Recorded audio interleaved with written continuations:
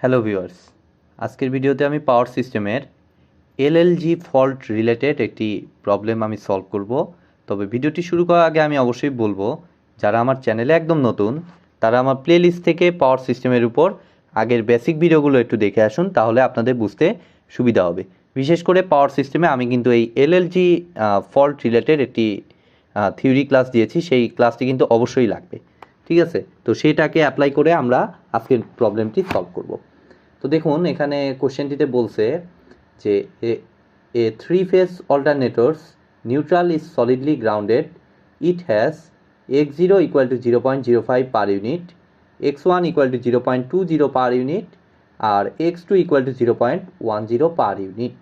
তাহলে zero sequence reactance, positive sequence reactance এবং negative sequence রিঅ্যাক্টেন্সটা দেওয়া আছে। তো বলছে এখন find fault current when LLG occurs.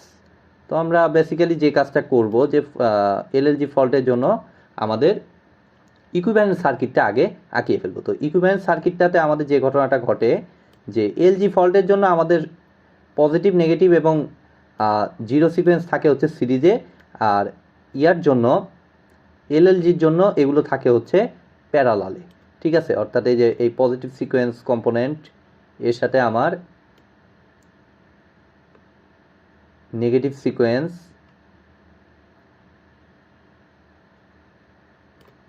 আর এখানে হচ্ছে আমার জিরো সিকোয়েন্স। তো এখানে একটা গুরুত্বপূর্ণ জিনিস আছে, যে আমাদের যদি নিউট্রাল জেনারেটরের নিউট্রাল রিঅ্যাক্টেন্সটা দেয়া থাকে, তাহলে কিন্তু আমাদের জেড জিরোর সাথে, বা এখানে যদি এক্স জিরো দ্বারা প্রকাশ করা হয়, এক্স জিরোর সাথে কিন্তু আমার ইয়েটা অ্যাড হয়, ওর নাম কি, নিউট্রালের 3 গুণ ইয়েটা অ্যাড হয়, যেটা আমি থিওরিতে অলরেডি আলোচনা করেছি। আর ফিডব্যাকে যদি আমার ফল্ট ইম্পিডেন্স থাকে, ফিডব্যাক বলতেছি, যে ফল্ট যেখানে ঘটতেছে সেখানে যদি কোনো ইম্পিডেন্স থাকে, সেটাও কিন্তু অ্যাড হয়।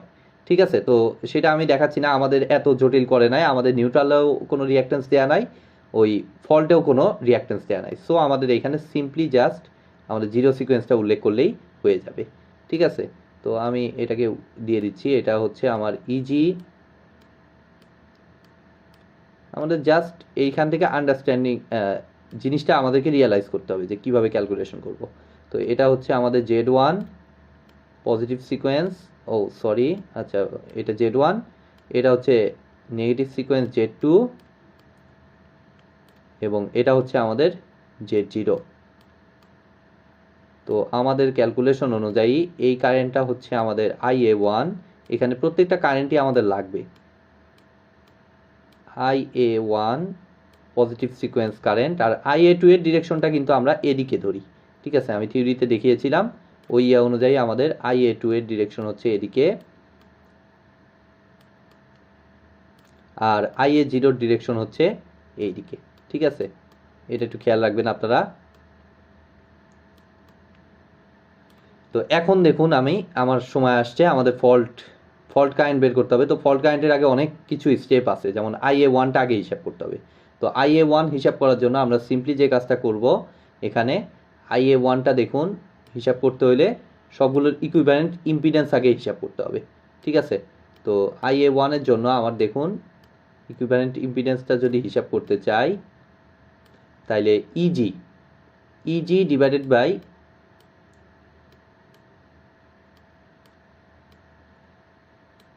আমার দেখুন Z1 এর সাথে সিরিজে আছে এই দুইটার ইকুইভ্যালেন্ট, Z2 এবং Z or equivalent. That means Z1 যা আছে তাই, আর এর সাথে সিরিজে আছে হচ্ছে Z2 এবং ZO এর ইকুইভ্যালেন্ট, যেটাকে এক করলে আমরা পাই হচ্ছে Z2।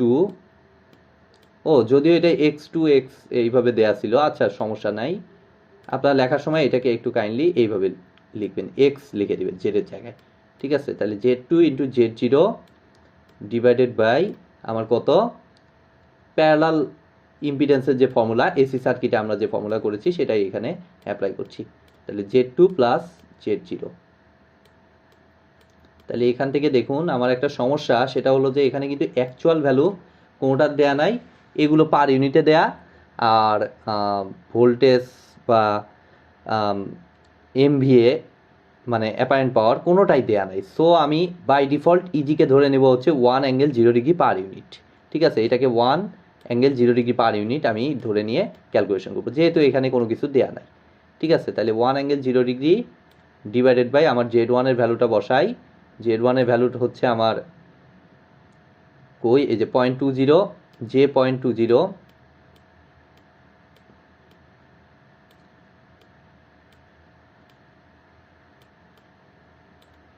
প্লাস Z2 আর Z0। এটা এক কাজ করি, আমি এত বড় জিনিস ইয়াতে না করে আমি শর্টে একটু লিখতেছি। Z2 এবং Z0 এই দুইটার ইকুইভ্যালেন্ট, দ্যাট মিনস যে ক্যালকুলেটার সরাসরি এটা বসাবো, যে 0.10 প্যারালাল যে 0.10 প্যারালাল যে 0.05। তো আমি ক্যালকুলেটার ইউজ করে এই ভ্যালুটা একটু ক্যালকুলেশন করে নিই।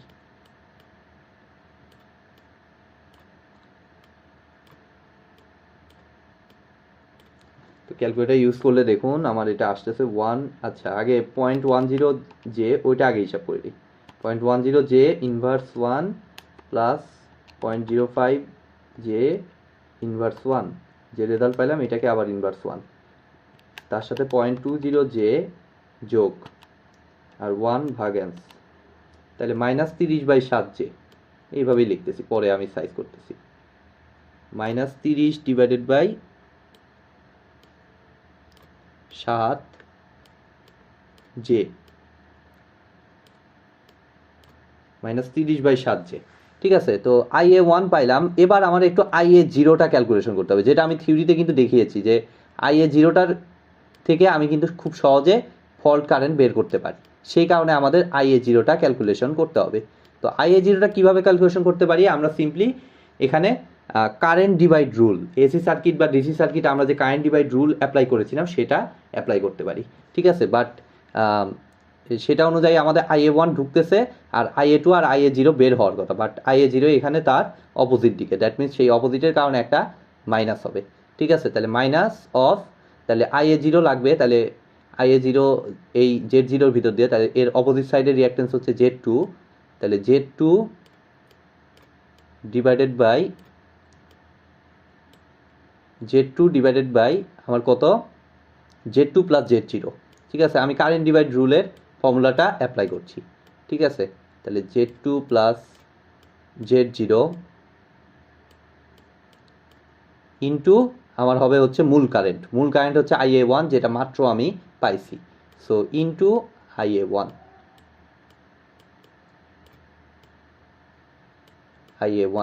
এখন আমরা জাস্ট ক্যালকুলেশন করব।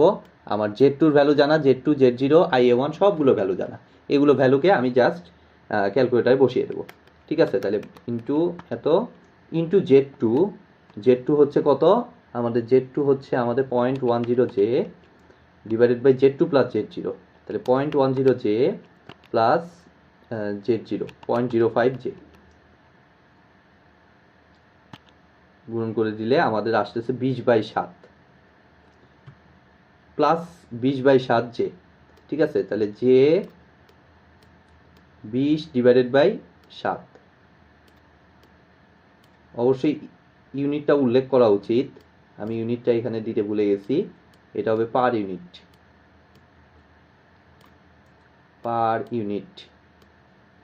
তো আমি IA0 পাইছি। এবার আমার ফল্ট কারেন্ট হিসাব করতে হবে। তো ফল্ট কারেন্টটা আমি থিওরিতে দেখিয়েছিলাম যে বেসিক্যালি আমি ফল্ট কারেন্টের জন্যই আমি ইয়েটা হিসাব করলাম, এই IA0টা ক্যালকুলেশন করে নিলাম আগে।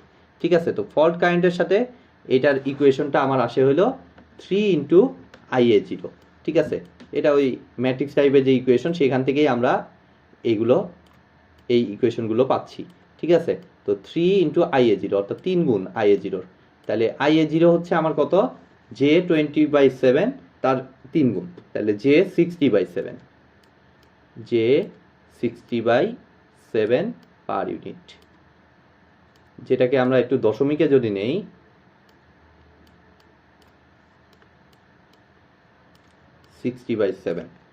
তাহলে 60/7কে দশমিকে নিলে আমার আসে 8.57। তাহলে এটার অ্যান্সারটা হচ্ছে আমার বেসিক্যালি যে 8.57 পার ইউনিট।